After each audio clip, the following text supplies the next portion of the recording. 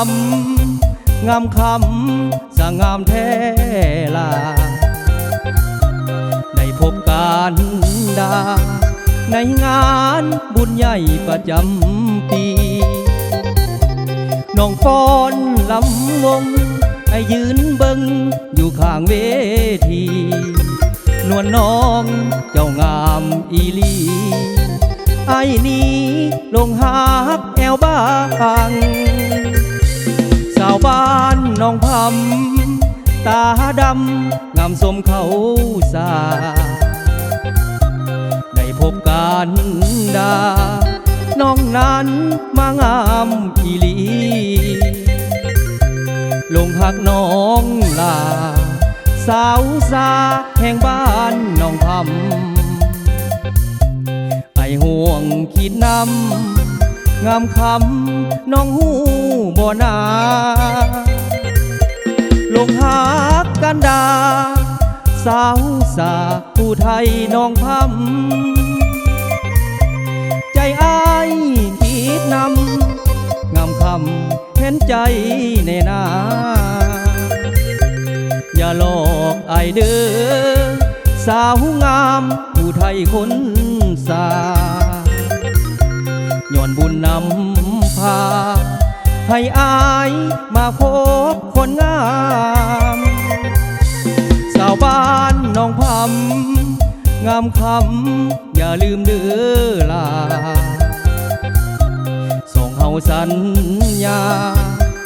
จะหักกันสัวชีวีสิ้นออกพรรษาจะมาสู่ขอคนดีหากอายศาสตร์นี้มอบให้นาลีสาวบ้านน้องพำ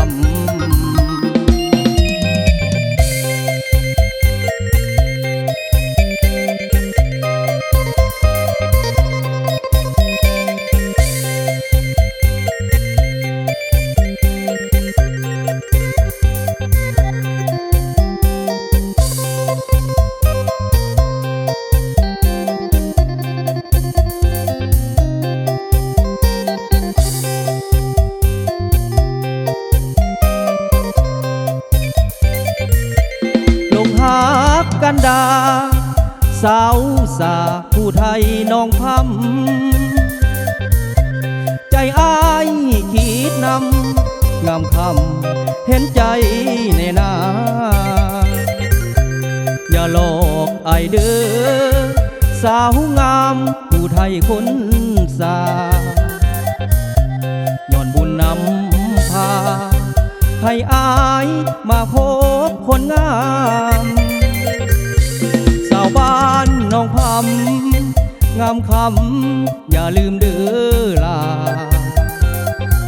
ส่งเฮาสัญญาจะหักกันสัวชีวีสิ้นออกพรรษาจะมาสู่ขอคนดีอายศาสตร์นี้มอบให้นาลีสาวบ้านน้องพำ